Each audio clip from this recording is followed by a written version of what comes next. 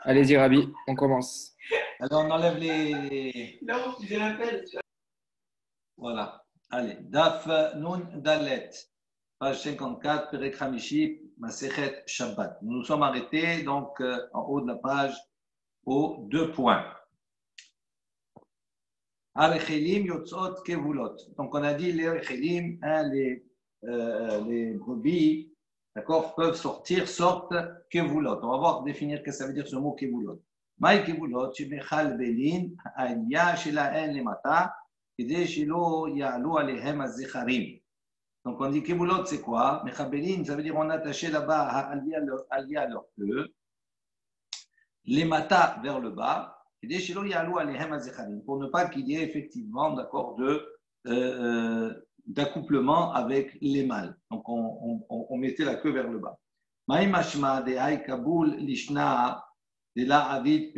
Il dit d'où on apprend que cette expression, ce mot Kaboul, d'accord, est un langage lo avid pere, un langage qui n'est pas productif, c'est-à-dire qui ne donne pas des fruits. Dire comme c'est marqué dans le pasuk dans Menachim, Ma he'arim ha'ele asher natata li achi, va'ikra lahen eres Kaboul, ad hayom hazeh. Donc, c'est le roi Hiram qui avait envoyé un certain nombre d'objets précieux, du bois, etc., pour la construction du Beth Amikdash à Shlomo HaMelech. Et Shlomo HaMelech lui avait donc, pour répondre à sa générosité, on va dire, lui avait envoyé un certain nombre de villes. Il avait fait cadeau à un certain nombre de villes en Galilée. Et là-bas, quand il a reçu ces villes, il a dit qu'est-ce que c'est que ces villes que mon frère, d'accord, m'a envoyé? Et donc il a appelé donc, ces villes, cette région, Eretz Kaboul. Il a appelé la terre de Kaboul. Jusqu'à aujourd'hui. Eretz Kaboul. Il dit qu'est-ce que ça veut dire? Pourquoi il a appelé Kaboul?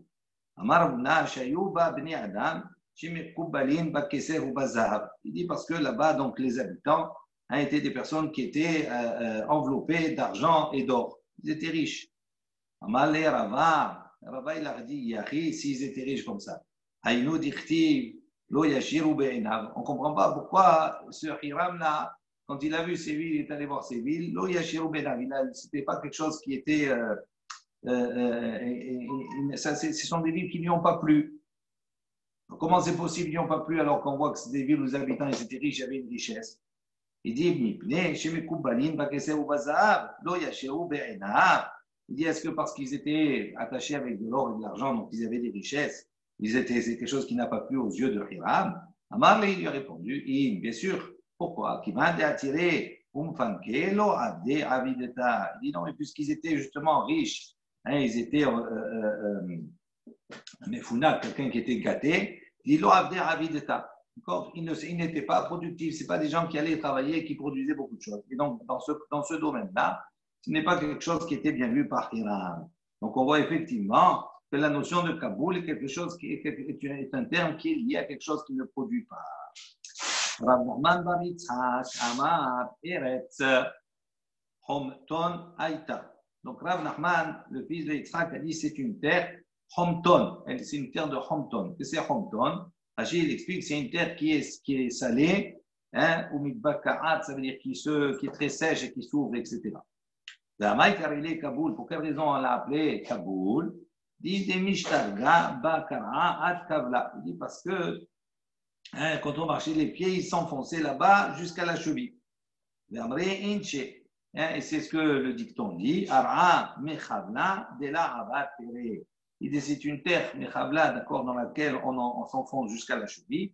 Mais là, dépérée, et c'est une terre qui ne donne pas, on va dire, de fruits parce qu'elle est salée et elle est asséchée. Donc elle est salée. Quand il y a une terre qui est salée, on ne peut pas produire, les choses ne peuvent pas pousser dedans. Donc c'est une autre explication que Rav Nachman bar Yitzhak a donnée. Ensuite, on a dit kvunot, c'est une autre expression. Bon, elles ne sortent pas donc kevulot. Donc on a dit elles ne sortent pas. On attachait donc effectivement pour protéger, pour ne pas qu'il y ait d'accouplement. Et kvunot, qu'est-ce que c'est kvunot? Maï kvunot, chez Mechabbenin, Oto, les Melat. Ça veut dire on a attaché là-bas sur ces jeunes agneaux, etc. Et qui naissaient, on leur a attaché une couverture pour les protéger. Les Melat, c'est pour protéger cette laine-là. Quand ils naissaient, ils avaient une laine qui était très blanche, qui était pure. Et donc, il protégeait pour ne pas, avant de faire la tonte, il protégeait cette laine-là pour qu'elle garde sa blancheur, etc. Keditnan, comme il est marqué, Se'et Katsemer Lavan. À propos des différentes tâches concernant la tsara'at, la plaie de la lèpre, là-bas c'est marqué Se'et. Cette tâche qu'on appelle Se'et, Katsemer Lavan, elle ressemblait, d'accord, comme de la laine blanche. Maït Sever Lavan, il dit que c'est quoi cette laine blanche? Amar Rabibi Barabaye, Rabibi Barabaye a dit Ketsemer Naki Ben Yomo, c'est comme une laine, d'accord, propre. Du jour, ça veut dire qui est comme un animal qui vient de naître. Chez Mechabdedinoto, les mélates, où là-bas on couvrait, d'accord, l'animal, les mélates, pour cette laine qui était pure et blanche. Et on a dit les izim, les chèvres, elles sortaient, tserorot, avec, donc, on attachait leurs mamelles. Itmar Rav, donc on a enseigné. Rav a dit, Alakha ki Rabbi Yehuda. L'Alakha, il est comme Rabbi Yehuda. Ou Shmuel Amar, Alakha ki Rabbi Yossi. Et Shmuel a dit, l'Alakha, il est comme Rabbi Yossi. Donc on a vu précédemment qu'il y avait une marloquette, une discussion, d'accord, entre le Tanakama, entre Yossi, Rabbi Yehuda, c'était effectivement la permissibilité, la permission de sortir avec cette poche qui était attachée aux mamelles. Selon le Tanakama, on voit que lui, il permet de sortir dans toutes circonstances avec cette poche qui est attachée à la mamelle. Selon Rabbi aussi, lui, il interdit dans toutes circonstances. Et selon Rabbi Yehuda, on va voir, lui, il permet, mais à condition. S'il est avachi, c'est simplement pour arrêter la lactation, à ce moment-là, c'est permis. Si c'est pour récupérer le lait, à ce moment-là, c'est interdit. Donc, on a vu, il y avait ça. Maintenant, Rab, il dit, Al-Khan Rabbi Yehuda, lui, il pense que l'Al-Khan est comme Rabbi Yehuda, qu'on permet que uniquement si c'est pour arrêter la lactation. Shmuel Amar, tandis que Shmuel, il dit Al-Khan Rabbi Yossi, lui, il dit l'Al-Khan est comme Rabbi Yossi, ça veut dire qu'il interdit en toutes circonstances. Il dit, il dit non, il y a de ceux qui enseignent cette discussion entre Rav et Shmuel, d'accord, sur une discussion Tanaïm entre eux-mêmes, c'est-à-dire c'est pas sur ce problème-là qu'on a évoqué précédemment. Rav Amar, en vérité, voilà, on voit. Rav Amar, l'Yavesh, si c'est pour assécher Moutar, vélo les Halef, et pas pour récupérer le lait. Shmuel Amar, et Shmuel dit, que ce soit donc dans un cas ou dans l'autre, que ce soit les Yavesh ou les Halef, c'est assourd dans tous les cas. Les cas des maintenus, il y a de ceux qui disent que cet enseignement il a été apporté à propos de cet enseignement qu'on va voir par la suite, qui est le suivant. Izim yotzot serorot. On a dit donc les chèvres, elles peuvent sortir avec des poches qui sont attachées à leur mamelle. Les yavesh pour arrêter la lactation. Avalo les halem, mais pas pour récupérer le lait. Mishum Rabbi Yehuda ben Betera, au nom de Rabbi Yehuda ben Betera, Amrou, ils ont dit ka halakha, ainsi l'halakha. Aval mi ma fils ezeo les yavesh ve ezo les halem. Mitor shem makirin echadze ve echadze aso. Dit donc maintenant on a dit qui est-ce qui va tirer au sort? C'est ma fille, c'est les yavesh, c'est les halem. Dit comment on peut savoir si maintenant cette poche qui a été mise c'est pour arrêter la lactation ou bien pour récupérer le lait? Comment on sait? Il dit mitor, et puisque shem makirin echadze ve echadze, puisqu'on peut pas faire la distinction entre l'un et l'autre, on peut pas savoir quelle est l'intention. Aso, à ce moment-là, il a interdit les gamrés totalement. Amar Shmuel, Shmuel a dit, et Amrila, Amar Rabbi Yehuda, il y a ceux qui disent que c'est Rabbi Yehuda. Amar Shmuel, il a dit Shmuel, Alakha, que Rabbi Yehuda ben Betera. Alakha, il est comme Rabbi Yehuda ben Betera. Qui a Rabin, lorsque Rabin est venu de Eretz Israël à Babel, Amar Rabbi Yohanan, il a dit au nom de Rabbi Yohanan, Alakha, que Tanakama, que là, Alakha, il est comme le Tanakama, qui lui, d'accord, il permet dans toutes circonstances. Voilà. Une nouvelle Mishnah. Ubama ena yotza. Donc, on va voir ici une Mishnah, donc, avec quel élément les animaux ne peuvent pas sortir. On a dit, lo yetse gamal, le chameau ne peut pas sortir, bimtul telet. Bimtul telet, c'est, on va en discussion, mais c'est, de manière générale, c'est considéré comme étant comme marda'at, c'est-à-dire comme une couverture, d'accord, que l'on mettait sur l'animal, une sous-selle. Donc, le gamal n'a pas le droit de sortir avec cette sous-selle, avec cette couverture. L'or akoud, l'or agoul, ni attaché, ni ligoté. Donc, on verra après dans la Gemara la définition de ces deux termes. V'chen sha'ar, she'ar kol ha'behemot, c'est la même chose pour tous les animaux. Lo yikshor gemalim zebazé, on n'a pas le droit également de sortir Shabbat et d'attacher les chameaux l'un à l'autre. Hein, c'est-à-dire, on fait une chaîne, on attache une corde à l'un et après à l'autre, etc. Bim short, et on n'a pas le droit de les attacher comme ça et de les tirer. Aval, machnis, chavalim, netoriado, mais on a le droit de prendre, d'accord, toutes les cordes de chaque chameau, cordes séparément, et de le prendre dans la main. Bim short, et on a le droit à ce moment-là de tirer chaque chameau comme on veut. Mais à condition qu'il ne faut pas entourer les cordes dans sa main, autour de sa main. D'accord. Donc, on n'a pas le droit de tirer avec une seule corde et de mettre à la suite tous les chameaux. En revanche, on a le droit de prendre les cordes de chaque, de les mettre dans sa main, de les tenir dans sa main, mais il ne faut pas entourer les cordes autour de sa main. On va voir dans la Gemara pourquoi toutes ces différences. Tana, on a enseigné Lo yetse hagamal bimtul telet hakshura lo biznavo. Aval yotse hu bimtul telet hakshura biznavo ou bechotarto. Donc là-bas, il y a une baraïta qui enseigne qu'un chameau n'a pas le droit de sortir avec cette soucelle, Akeshuralo Biznavo, qui lui est attachée uniquement à la queue. Mais il a le droit de sortir avec cette soucelle qui est attachée Biznavo ou Bechotarto. Elle est attachée à la fois à la queue et à la fois à sa bosse. Donc à ce moment-là, il n'y a pas de crainte qu'elle puisse se détacher, etc. Amar Baravuna. Donc, Rabba Barouna a dit Yotse Agamal Bimtul Telet Akishura la Bishiliata. Lui, Rabba Barouna, il a dit on peut sortir avec un chameau dont la soucelle est attachée Bishiliata, c'est-à-dire à son placenta. Lo Akud Velo Ragoul. Donc, qu'est-ce que ça veut dire Akud Veragoul? Amar Biuda Akud. Donc, qu'est-ce que ça veut dire Biuda? Il dit, donne une définition. Akud, c'est quoi? Akedat Yad Veregel. Donc, c'est le fait d'attacher le pied, la main et le pied, c'est-à-dire la patte avant et la patte arrière. D'accord? Yitzhak ben Abraham, comme Yitzhak, le fils d'Abraham. Donc, Abraham Avinu, il a été attaché, quand il a fait la Hakeda, on a attaché le pied et la main de manière à pouvoir le cambrer et à pouvoir dégager la gorge. Donc, il dit, c'est pour ce chameau-là, comment on a attaché pour l'empêcher de partir, etc. On attache le pied, la patte avant et la patte arrière. Ça, c'est Akoud. Ragoul, Shelo Ikof Yado, Al Gabde, Zero, Bikshon. Dit donc Ragoul, ça veut dire on n'a pas le droit, Ikof Yado, on n'a pas le droit donc la patte avant, d'accord, de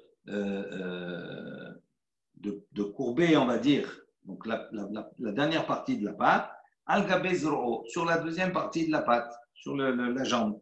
Bikshon. Hein, vous voyez ça des fois, on a déjà vu comme ça. On plie la jambe et on attache les deux. C'est pour éviter qu'ils s'en aillent. Les entraves. Hein? C'est une entrave. Ça s'appelle des entraves. Ça s'appelle des entraves. Des entraves. Comme un hameçon. Bon, mais c'est une manière d'attacher. C'est une manière d'attacher. Une entrave. Baruch Haba à notre ami Kaji. Je continue. Baruch Haba. On vient objecter. Akoud. Donc, il y a une objection. Il dit non, c'est quoi un coude? Shete yadaim ou shete raglaim. Donc, il dit, pour certains, ils pensent que un coude, c'est d'attacher les deux pieds devant et les deux pieds derrière. Pas un pied devant, un pied derrière. Ragoul, c'est quoi Ragoul? Shelo yikof yado al gabe zero veikshor. C'est comme on a dit, on n'a pas le droit donc de prendre la patte, de courber la patte, la partie avant, d'accord, sur le zéro, sur la jambe et d'attacher les deux. Donc, sur la même patte en vérité. Ou de Amar qui haïtana de Tanya. Donc, ou de Amar, lui, il a dit qui haïtana, kaïtana, comme ce Tana, de Tanya, comme on a une baraïka qui a dit, Akoud, Akedatia, de donc, on répond à la question, on dit non, lui, il enseigne comme ce Tanya, comme ce Tana, pardon. Qu'est-ce qui est marqué là-bas dans une autre baraïta? Akoud, c'est quoi Akoud, Akedatia, de c'est le fait d'attacher la patte avant et la patte arrière. Ou Shete Yadaim, ou bien d'attacher les deux pattes avant, ou Shete Raglaim et les deux pattes arrière. Ragoul, c'est quoi Ragoul? Shelo Ikof Yado al Gabe Zero Veikshor, comme on a précisé précédemment, il n'y a pas de différence. On dit ok, donc c'est comme ça qu'il répond. Malgré cette deuxième braïta, il y a quand même la question qui reste. Pourquoi? On comprend le début. On a dit depuis le début, Akoud, c'est quoi Aketatia Veregel. Donc ça, c'est correspond, c'est ok. Et c'est pas la fin de la braïta Nicha, ça marche bien aussi. Pourquoi? Parce qu'on a dit, c'est quoi Ragoul? On a dit, chez l'Oïkof Yado Al-Gabizir Vikshor. dit en revanche, Metziata Akashia, mais au milieu, il y a une question, parce que c'est marqué Oshte Yadaim, Oshte Raglaim. La Houde Amar, qui Haïtana, il dit non, lui, il a dit, il a apporté l'enseignement comme un autre Tana. Akoud Akedat Yad Deleged, qui est Yitzhak Ben Abraham. Donc il a dit, c'est quoi Akoud? C'est le fait effectivement d'attacher la patte avant, la patte arrière, comme le ligotage de Yitzhak, le fils d'Abraham Avinu. Ragoul, chez le Wikof, Yado Al-Gabe Zero Veikshor, comme on a dit précédemment. On continue. Velo Ikshor Gimalim. Donc on avait dit dans la Mishnah, on n'a pas le droit d'attacher les Gimalim, les chameaux, d'accord, avec une corde, d'accord, et les attacher à la suite, que le qui se suit. Maïta, il dit pour une raison, on ne peut pas le faire comme ça. Amar Ravashi, Mishum Dim Hazé, Keman de Azil, les Higana. Il dit on n'a pas le droit parce que ça c'est considéré, Ravashi dit parce que ça c'est vu, c'est considéré comme si on était en train de les emmener au marché pour les vendre. C'était la manière d'amener les animaux pour vendre au marché. Il dit, pour pas qu'on croit que la personne, elle va aller au marché, donc on les connaît pas de cette manière. Aval Machnis, en revanche, on a dit, on peut faire entrer dans sa main toutes les cordes, puisque ce n'est pas la manière de les amener pour les amener au marché, donc c'est mouta. Amar Avashi Loshanu, et là, il y a un kilaïm. Quand on a dit cela, on parle ici, on enseignait à propos de l'Irinian kilaïm, à propos du sujet de kilaïm. C'est quoi kilaïm? C'est-à-dire, on n'a pas le droit de mélanger des espèces. On a dit on n'a pas le droit, par exemple, de labourer un chamor véchor avec un taureau et un bœuf, pardon, et un chamor et un âne, etc. Ou bien kilaïm, c'est dans les cultures également. Alors il dit là ici aussi, il y a kilaïm. Il pose la question, il dit kilaïm des mailles. De quel kilaïm on est en train de parler ici? C'est un homme, il a des cordes, il est en train de tirer les animaux. Il dit, il est ma kilaïm d'Adam. Si tu vas dire ici qu'on parle de kilaïm de l'homme, ça veut dire quoi en vérité? Il y a un mélange entre l'homme et les animaux. Il dit, Vietnan, et pourtant on a enseigné une Mishnah. Adam, Mutar im kulam, lacharosh vilim shor. Il dit, l'homme, il n'y a pas de problème de kilaïm. Pour lui, c'est-à-dire le kilaïm, la notion des mélanges interdits, c'est uniquement entre les animaux entre eux ou entre les cultures entre elles, d'accord, des tissus entre eux, etc., des fibres. Mais d'un homme avec des animaux, il n'y a pas de kilaïm. Il peut labourer, tirer tous les animaux qu'il veut. Et là, kilaïm d'ahavalim, il dit, mais on parle ici kilaïm des cordes. Ça veut dire que s'il a des cordes qui sont faites avec du lin et des cordes qui sont faites avec de la laine, donc quand il va les prendre dans la main, il va y avoir un problème de kilaïm. Il dit, Tania, si tu dis comme ça, il y a une baraita qui dit, Atokef, techifa ahat enahibur. Donc il dit, si quelqu'un il a pris un fil de lin et un fil de laine, et il a fait simplement, il les a reliés par un seul lien, c'est-à-dire un lien qui n'est pas un lien qui est fort, il n'a pas fait double nœud, il n'a fait qu'un nœud. D'accord? Il dit à ce moment-là, ça ne s'appelle pas chibour, ça ne s'appelle pas lié, et donc c'est moutard, c'est permis. Nous, ce qui est interdit, c'est uniquement d'attacher le lin et la laine, de faire en sorte qu'ils soient attachés les deux d'une manière forte. Et si c'est avec un seul lien, c'est moutard. Donc il dit, quand il prend des cordes qui, on a dit, il n'a pas le droit de les attacher autour de la main, il dit, il n'y a pas de chibour. Il dit, l'olam, kilaïm, des havalim. Il dit, en vérité, on parle également ici de kilaïm pour les cordes, et ainsi, donc il faut dire, ou bilban, chez l'oyichron, bikshor. Mais à condition qu'il n'entoure pas, bikshor, et qu'il n'attache pas de manière fixe, c'est-à-dire qu'il fasse un double nœud. S'il entoure autour de sa main qui fait un double nœud, à ce moment-là, comme il y a des fibres, il y a des cordes qui sont faites en lin ou des cordes qui sont faites en laine, à ce moment-là, il y a un problème de kilaïm. D'accord? Et surtout que ça va recouvrir sa main, ça va chauffer sa main, ou ça va être considéré comme un habit sur sa main. Donc, ça, c'est un problème de kilaïm. C'est pour ça qu'on a dit il peut les tenir, mais il n'a pas le droit de les attacher autour de sa main. Amar Shmuel, il a dit Revel mitahat yado. Shmuel il a précisé, mais à condition qu'il ne sorte pas, Revel, c'est-à-dire un tefar de corps, mitahat yado, au-delà de sa main. Yado de tefar. D'accord? Et ici, voici qu'on a dit que dans la yeshiva de Shmuel, on a dit Tfahaim, il ne faut pas que ça dépasse de 2 tefar, de 20 cm. Amar Abaye, il a dit Ashta de Amar Shmuel tefar. Il dit, il ne comprend pas. Une maintenant, Shmuel, il a dit tefar. Vetana de Shmuel, et on a enseigné dans la yeshiva de Shmuel Tfahaim, 2 tefar, c'est-à-dire 20 cm. Il dit Shmuel, à la kalima, c'est Ata le Hashmerinan. Et quand il a enseigné comme ça, c'est pas vraiment. À la fin, Shmuel, il est venu, il a donné à la kalima, c'est comment on doit se compléter D'accord? Et comment donc? Dans la halakha.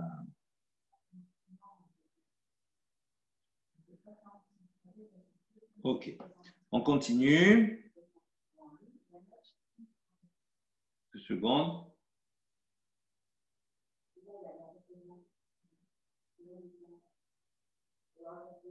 D'accord.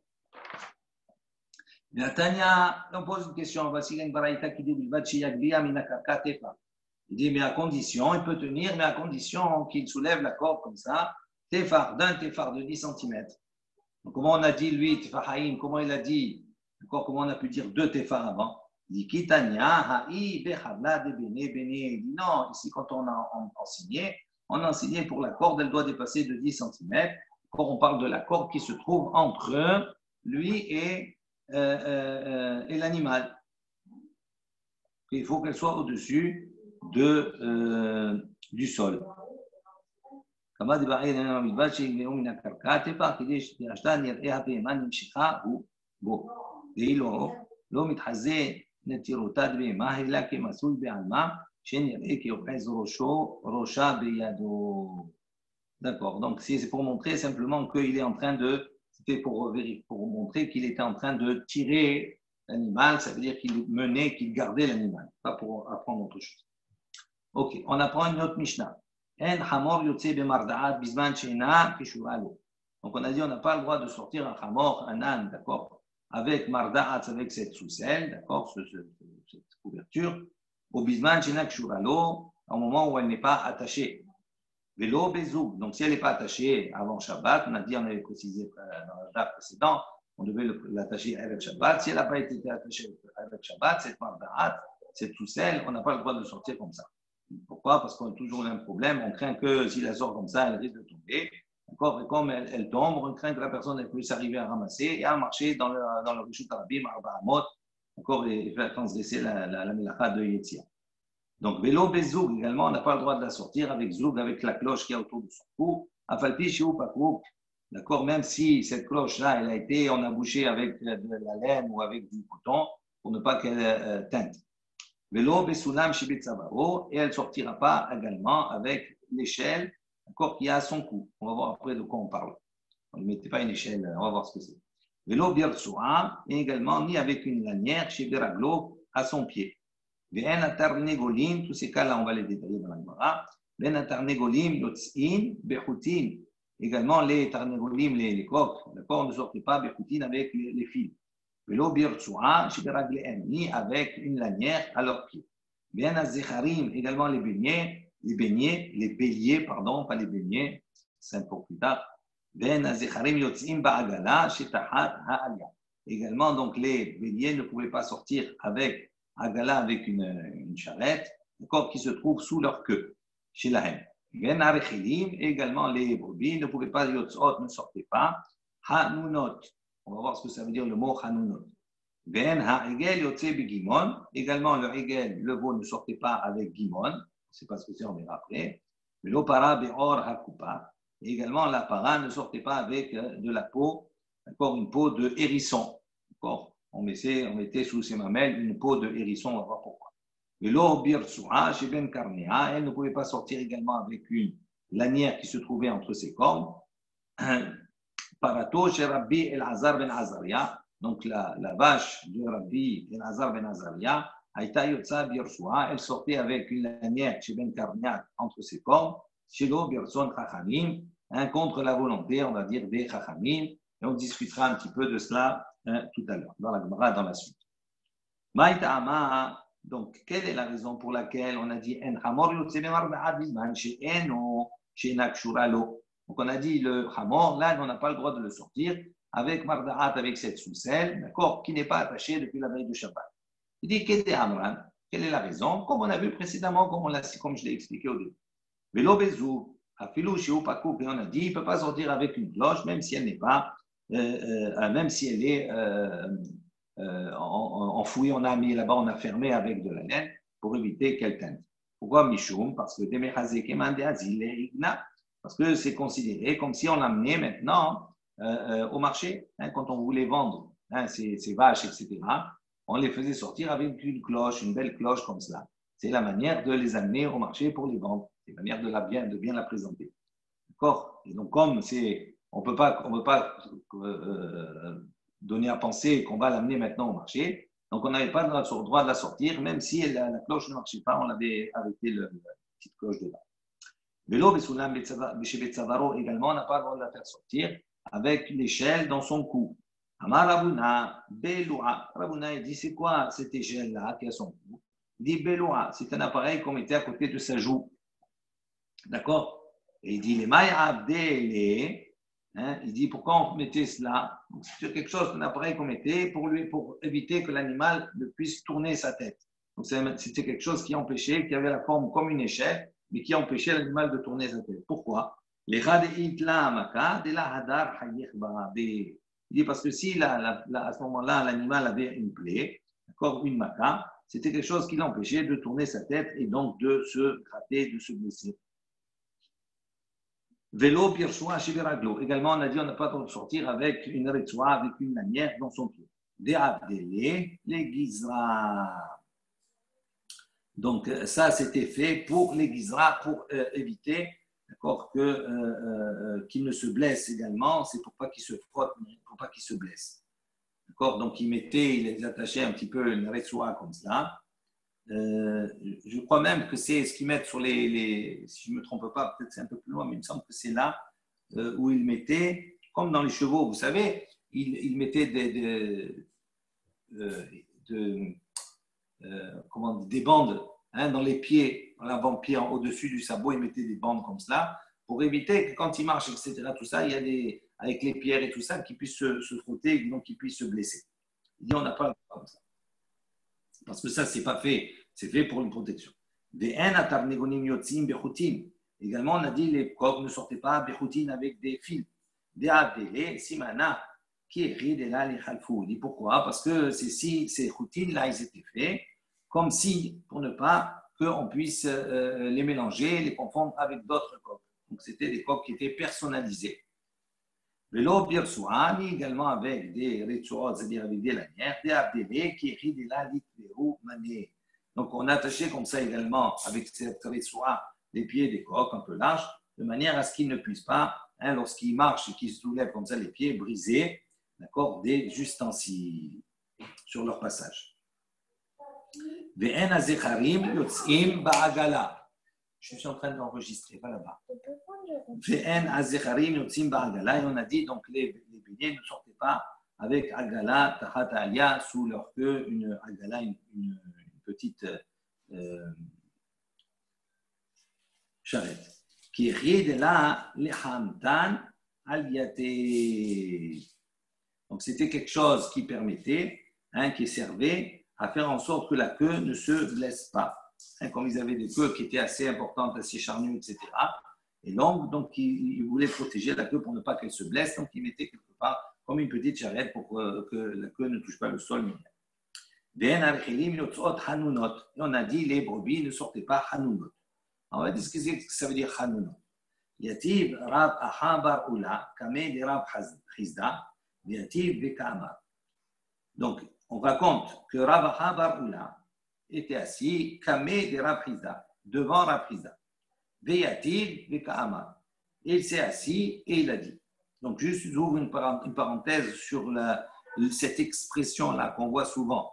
Il pose la question, il dit pourquoi c'est marqué Yativ d'abord. Rav Ahabar Ula, il était assis devant Rab Chizda, et après c'est marqué Veyativ vekama. Il s'est assis et il a dit. S'il était assis la première fois, c'est pourquoi il répète. On précise, c'est parce qu'à l'époque, lorsqu'il voulait enseigner quelque chose, quand il voulait poser une question, devant le maître, il se levait. Et une fois qu'il a posé la question, qu'il a posé l'enseignant, il se levait pour demander la parole, en quelque sorte, c'est une politesse. Et après, il se rasseyait et posait la question. D'abord, c'est une manière, au lieu de lever la main, il se levait à eux pour demander l'autorisation de parler. Donc, c'est pour ça que c'est marqué Viyativ et Kama. Alors, qu'est-ce qu'il a dit? Misha'a shigozizin oto tomnin la ezek beshemen umanihin la hal pahdata. Donc, on dit, Misha'a shigozizin, au moment où on faisait la gziza, c'est-à-dire au moment où on les tombait, à ce moment-là, tomnin la ezek beshemen. Donc, on trempait une compresse, d'accord, dans de l'huile, et on l'a posé là-bas sur son front, pour ne pas qu'il se refroidisse, pour pas qu'il attrape froid. Amar li Rav Chizda. Rav Chizda, il lui a dit, Imken, asita mor'ubba. Il a dit, c'est comme ça. Tu as fait, d'accord, mor'ubba, comme tu as fait à mor'ubba. Ça veut dire quoi? Ça veut dire que tu as une attitude avec l'animal, comme si tu as une attitude avec mor'ubba, avec ton maître. C'est-à-dire, tu lui mets une compresse sur le front pour pas qu'il attrape froid. Il dit, qu'est-ce que c'est?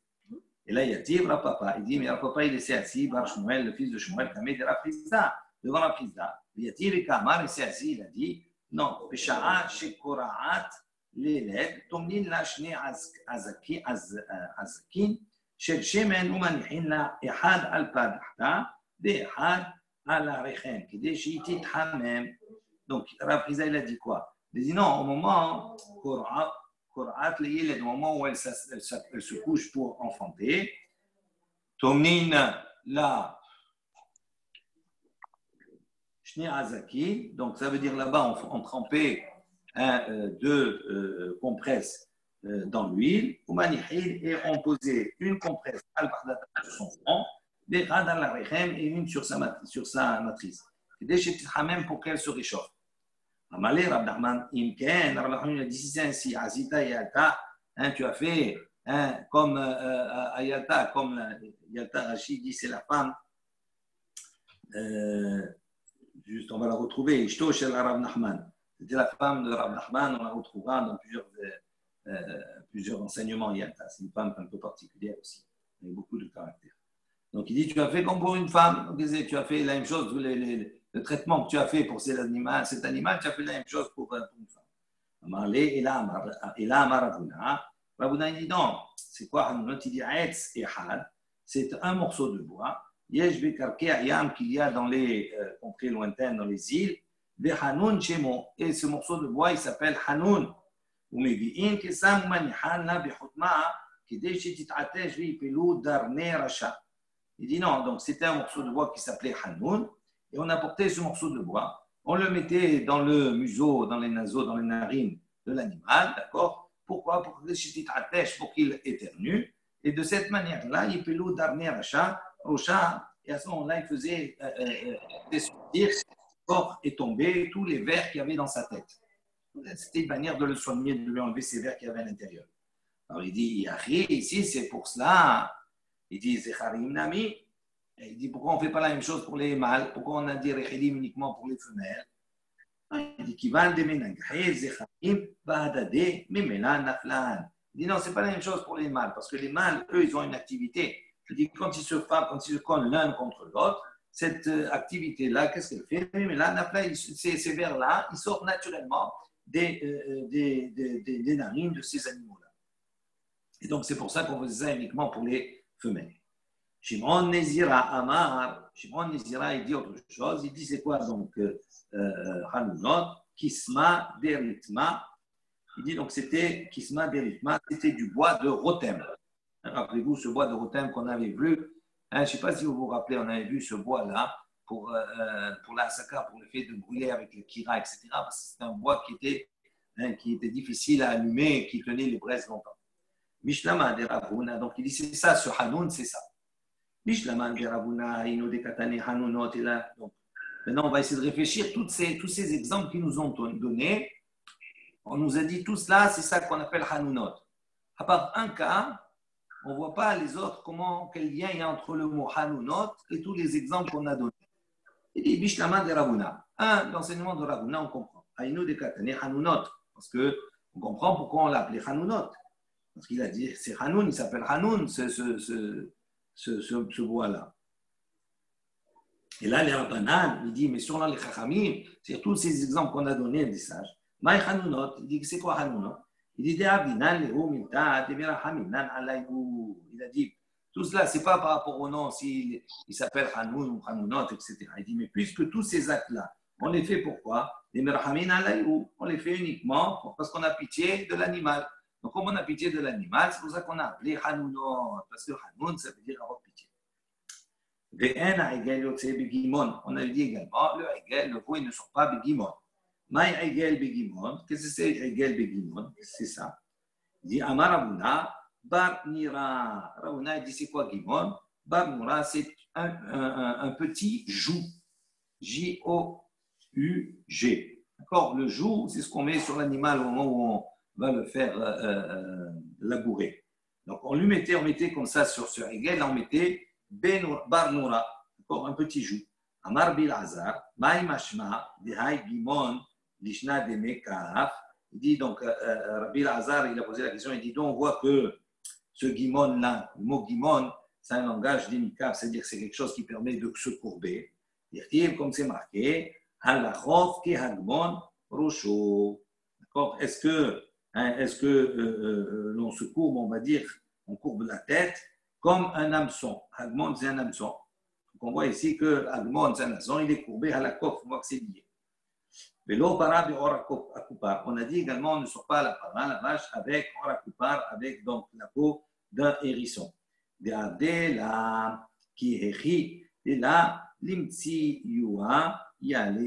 dit pourquoi on mettait cette peau d'hérisson avec des pics comme ça sous les mamelles. Il dit pour justement que les sangsues ne puissent pas le sucer et venir téter comme ça. Ou les embêter, les protéger. C'est pour les protéger. Ok. Vélo, birtsoua, chez Ben Karnia. Également, on ne les sortait pas avec une rétoile, avec une lanière entre leurs corps. Il est rare.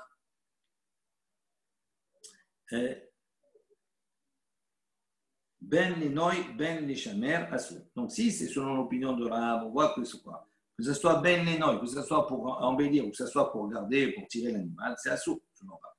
Et il dit Shmuel, également, on peut aller selon l'opinion de Shmuel, les noy assour. D'accord? L'Ishamer Moutar, où lui il dit que si c'est pour embellir, c'est interdit. L'Ishamer, c'est permis, c'est pour tirer, c'est permis. Là, apparemment, l'histoire chez Ben Karnia, vraiment, on dirait que c'est, selon lui, ça serait uniquement les noix pour embellir. Parato chez Rabbi Lazar ben Azaria. Donc, on avait dit que la vache de Rabbi Lazar ben Azaria, elle sortait comme ça avec cette lanière entre les cornes, et on avait dit que c'était contre la volonté des Chachamim. Vechada, Para, Habiale, ça pose la question. Pardon? C'est pas elle qui sortait, on dirait que c'est elle qui décidait. Non, c'est-à-dire qu'il la faisait sortir comme ça, il ne disait rien. Son maître. Oui, bien sûr, bien sûr. Quand on dit contre la volonté des Chachamim, ça veut dire que lui, il faisait quelque chose qui était normalement qu'ils interdisaient, bien sûr. Vechada, Para, Habiale, et il dit, est-ce que Rabbi El-Azar ben-Azar, il avait une vache, qu'on a dit la vache de Rabbi Azar ben Azaria. Rabbi Azar ben Azaria, il était très riche.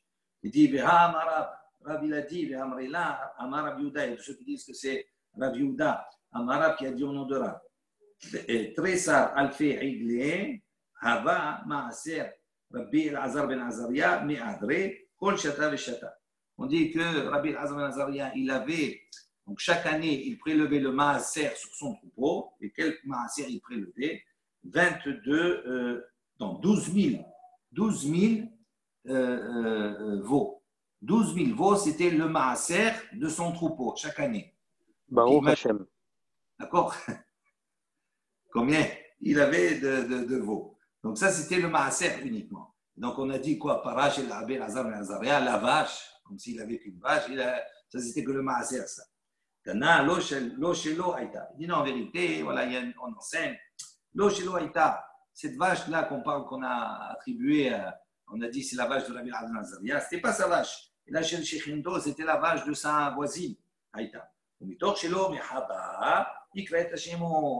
dit, mais puisque lui, il ne lui a pas fait de remarque à sa voisine, pourquoi elle fait sortir sa para avec une lanière comme ça, elle le faisait sortir avec une lanière, il ne l'a pas reprise sur cet interdit.